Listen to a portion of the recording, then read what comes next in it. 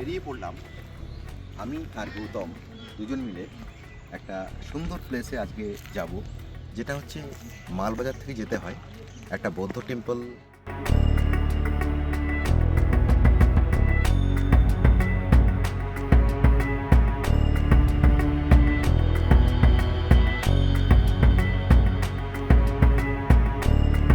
তো যদি পারি তবে হনুমান টেম্পল।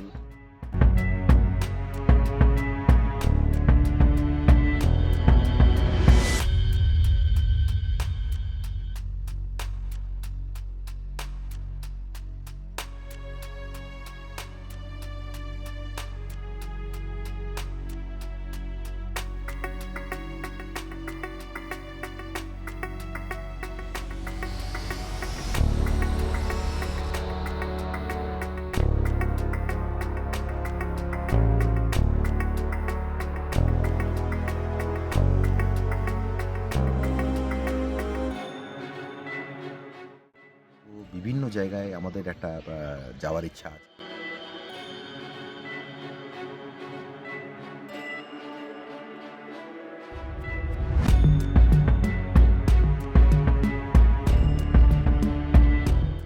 দেখা যাক আমরা এই জার্নিটা কেমন হয়।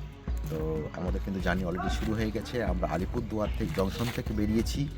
এখন আমরা জংশন থেকে বেরিয়ে আমরা কালচিনি ক্রস করে জাস্ট হাসিমারার আগে আছি। আমরা এগিয়ে যাব মাদারিহাট, তারপরে আস্তে আস্তে আমরা এগোবো। তো চলুন তবে আমাদের সঙ্গে চলুন, আমরা জায়গাটা পুরোটাই দেখিয়ে দিই কেমন জায়গা।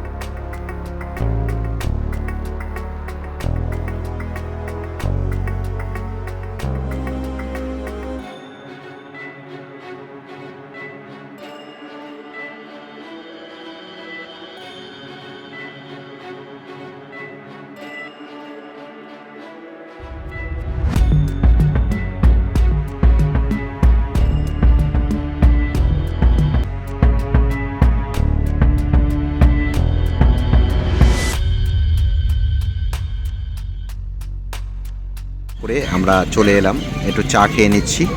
গৌতম, একদম চল শুরু করা যাক। একদম একদম সাথে থাকুন।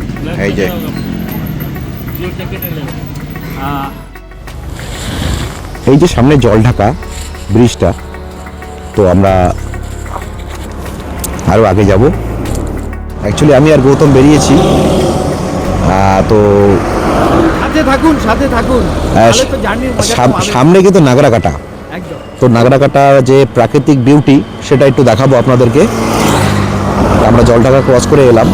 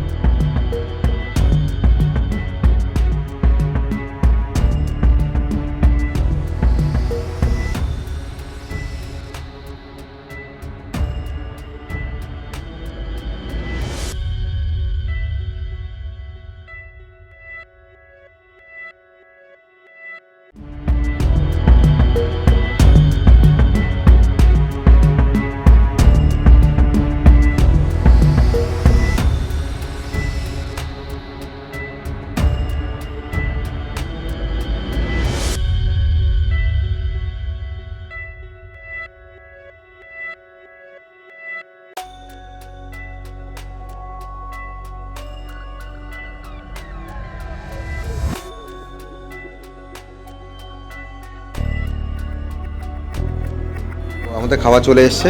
গৌতম, এবার দুপুরে খাওয়াটা সারতেই হবে। হ্যাঁ,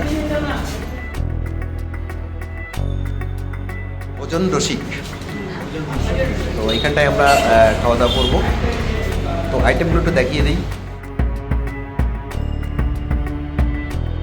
চাটনি, এটা আলু ভাজা, আর এটা কি? এটা ধনিয়া পাতার চাটনি নাকি? আর এটা কি? পালং শাক উচ্ছে। তো যাই হোক, তাহলে গৌতম শুরু করা যাক। একদম খাওয়া নিয়ে দেরি নেই।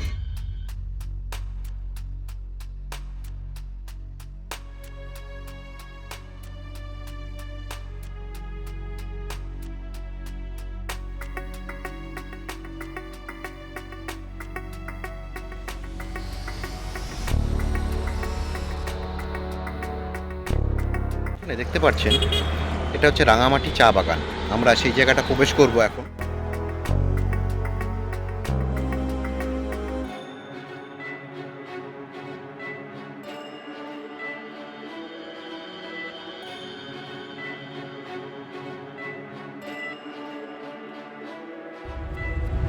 চল তাহলে।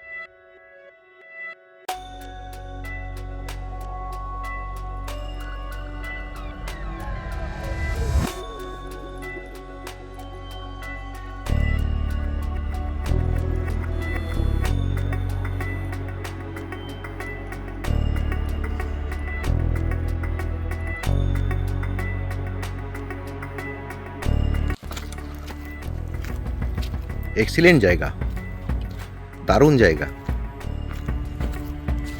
কি বলিস গৌতম? এই জায়গাটাই এই জায়গা পাহাড়ের উপরে মানে চা বাগান, এটা সৌন্দর্যই আলাদা। আর তোর মানে আমরা যে রাস্তাতে দিয়ে এলাম, হ্যাঁ, এবং আমরা যে মনস্ট্রি যাব, তো তার আগে আমরা এই জায়গাটা পেলাম, ঠিক ঠিক, রাঙামাটি। রাঙামাটি। আচ্ছা, তো আমরা অ্যাকচুয়ালি কিভাবে এলাম সেটা যদি একটু বলে দিস ভালো হয়। হ্যাঁ সত্যি তাই, কারণ আমরা তো আসছি হচ্ছে আলিপুরদুয়ার থেকে না। এবার ব্যাপারটা কি হচ্ছে, যারা আলিপুরদুয়ার ডুয়ার্সের তরফ থেকে আসছেন তারা প্রথমে আলিপুরদুয়ার ক্রস করার পর কালচিনি, হ্যামিল্টন, হাসিমারা হয়ে আপনি ফ্লাইওভার ধরেও আসতে পারেন বা তার নিচ দিক দিয়েও আসতে পারেন। যে কোনো রাস্তা ধরেই আপনাকে মাদারিহাট আসতে হবে। মাদারিহাট আসবার পর যখন আপনি এখান থেকে ভেতরে ঢুকলেন, ঢোকার পরেই আপনি পরপর আমাদের এখানটায় প্রথম আপনি পেয়ে যাবেন জায়গাটার নাম কি এই মুহূর্তে, মাদারিহাটের পরেই ধূপগুড়ি। হ্যাঁ, ধূপগুড়ি। তারপরে তো আমাদের যখন যে জায়গাটা আমাদের মেইন টার্নিংটা করতে হচ্ছে সেই জায়গাটা বিন্নাগুড়ি ক্যান্টনমেন্ট। এই জিনিসটা আপনাদেরকে কিন্তু মনে রাখতে হবে যারা আলিপুরদুয়ারের সাইড থেকে আসছেন। হ্যাঁ, বিন্নাগুড়ি ক্যান্টনমেন্টের রাস্তায় ঢুকতে হবে। সামনে দিয়ে যখন এসে আপনি চলে আসলেন তখন একটা লাখিপাড়া এক জায়গায় পড়েছে, দেখবেন মাঝখানে ছোট ছোট জায়গাগুলোর প্রচুর ছোট ছোট নাম আছে, যেরকম আমাদের এখন মনে পড়ছে আর কি, যেটা লাখিপাড়া, এগুলো আপনাদের চোখে পড়বে। এবার সেটা ক্রস করে আসবার পর তারপরে কিন্তু আপনারা প্রথমেই পেয়ে যাবেন হচ্ছে নিউমাল জংশন, যেটা তার আগে পড়বে চালসা, তারপরে হচ্ছে নিউমাল জংশন, তারপরে এই জায়গাটায় আপনি পৌঁছে গেলেন। কারণ এই যে এরিয়াটা, এটা কিন্তু নিউমাল জংশন থেকে একদমই কাছে, ডামডিম একদম জাস্ট এর পরেই কিন্তু আমাদের ডামডিম এরিয়াটা ঢুকে যাচ্ছে। ঠিক আছে, ঠিক ডামডিমের একটুখানি আগেই হচ্ছে এই মনেস্ট্রি, যেখানটায় আমরা যাব একটু পরেই, দেখতেই পাবেন। হয়তো আপনারা অনেকেই জানেন বা দেখেছেন, কিন্তু তা সত্ত্বেও আমাদের এই ভিডিওতে দেখুন যে কত সুন্দরভাবে আমরা দেখানোর চেষ্টা করেছি এই মনেস্টারি বা বৌদ্ধ টেম্পল বলতে পারেন। এই বৌদ্ধ টেম্পলে আমরা কীভাবে পৌঁছাবো, তো অনেকে দেখবেন যে যারা আর কি শিলিগুড়ি দিয়ে আসে বা কলকাতা হয়ে শিলিগুড়িতে নেমে কিংবা এনজিপিতে নেমে যে রুটটা দিয়ে আসে সেই রুটটা কিন্তু টোটালি আলাদা। সেটা কিন্তু তারা কিন্তু ওই সেবক হয়ে আসে বলতে পারেন, কিংবা মনে করেন এদিকে গাজলডোবা হয়ে আসে, তো সেটা কিন্তু টোটালি আলাদা রুট। আমরা কিন্তু এসছি আলিপুরদুয়ার থেকে। তো আলিপুরদুয়ার থেকে আসতে গেলে আপনাকে কয়েকটা স্টেপের মাধ্যমে আসতে হবে। অ্যাকচুয়ালি জংশন, আলিপুরদুয়ার জংশন, তারপরে কালচিনি, তারপরে হ্যামিল্টন, তারপরে হাসিমারা, তারপরে মাদারিহাট, তারপরে হচ্ছে আপনার এইদিকে যখন এগোতে থাকবেন তখন হচ্ছে আপনার হচ্ছে এর পরে আপনি বিন্নাগুড়ি ক্যান্টনমেন্ট পেয়ে যাচ্ছেন। বিন্নাগুড়ি ক্যান্টনমেন্ট, যেটা আপনি রাইট টার্ন নিতে হচ্ছে কিন্তু। একদম। তো রাইট টার্ন এটা নেওয়ার ভুলবেন পরে এইবারে আপনি প্রথমেই পেয়ে যাচ্ছেন এগোতে এগোতে আমরা পেয়ে যাচ্ছি চালসা। তো চালসার পরের স্টপেজই হচ্ছে আপনার হচ্ছে এই নিউ মাল, মানে মালবাজার আমরা যেটাকে বলি। এবং মালবাজার পার্কও কিন্তু খুব বিখ্যাত, অনেকে কিন্তু পার্কেও কিন্তু অনেকক্ষণ কাটায়, খুব সুন্দর জায়গা। সময় কাটানো তো একটা বলতে পারেন টুরিস্ট স্পটের মধ্যে পড়ে যাচ্ছে। তো আমরা আরও এগিয়ে গেলাম এবং মালবাজার থেকে এগিয়ে গিয়ে চলে আসলাম ডামডিং, এবং ডামডিং থেকেই খুব কাছেই কিন্তু এই মনেস্ট্রি, তো এই বৌদ্ধ মন্দির। তো আমরা বৌদ্ধ মন্দিরে কিছুক্ষণের মধ্যে প্রবেশ করব। তো আমি দীপঙ্কর দেবনাথ, আমার সঙ্গে আছে গৌতম গাঙ্গুলি আছি। তো তো চলুন তবে দেখা যাক। রাঙামাটি, মাটিগুলো লাল।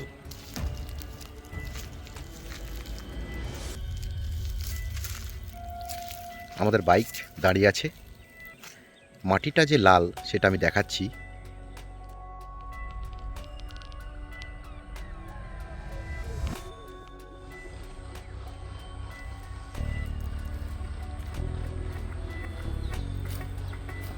রাঙামাটি, রাঙামাটি নামটা কেন হলো? এই যে জায়গাটা দেখতে পাচ্ছেন, তো আমি একটু আগে বললাম যে মাটিটা লাল। এই যে আমি তো মাটি তুলে দেখাচ্ছি, দেখি দেখি দেখি, হ্যাঁ সত্যি কালারটা এত সুন্দর, মাটিটা লাল, দারুণ দারুণ লাল, দারুণ, লাল মাটি একদম, যার জন্য রাঙামাটি। রবীন্দ্রনাথের গানটা তো মনেই আছে, গ্রাম ছাড়া ওই রাঙামাটির পথ। দারুণ। যাই হোক, আমরা রাঙামাটি জায়গাটা, রাঙামাটিতে পৌঁছে গেছি। তো আমাদের সত্যি ভালো লাগলো জায়গাটা, চা বাগানের মাঝখানে প্রাকৃতিক ভিউ, সত্যি দেখার মতন। তো পুরো জায়গাটাকে দেখিয়ে দিচ্ছি, দেখুন সত্যি দারুণ রে, উফ, গ্রিন, বিউটিফুল, দারুণ জায়গা।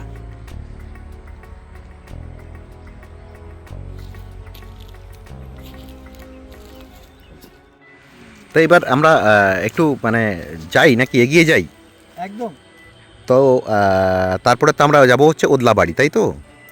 আর ওদলাবাড়িতে আমরা যেখানটায় উঠছি সেই জায়গাটার নাম একটু নাম হচ্ছে এই যে আমাদের হোমস্টেটা, যেখানটায় আমরা উঠবো, মানে চিত্তদার ওখানে, হ্যাঁ, গিয়ে তার সাথে আমরা কথোপকথন হবে, আপনারা দেখতেও পারবেন। হোমস্টেটার নাম হচ্ছে দ্য নেস্ট। দ্য নেস্ট হোমস্টেতে আমরা রাত্রি যাপন করব। তো যাই হোক, আমাদের জার্নি কিন্তু এখন আবার স্টার্ট হয়ে যাবে। চলো একটু প্রাকৃতিক দৃশ্যগুলো দেখে নিয়ে আমরা এগিয়ে যাই। ব্যাস।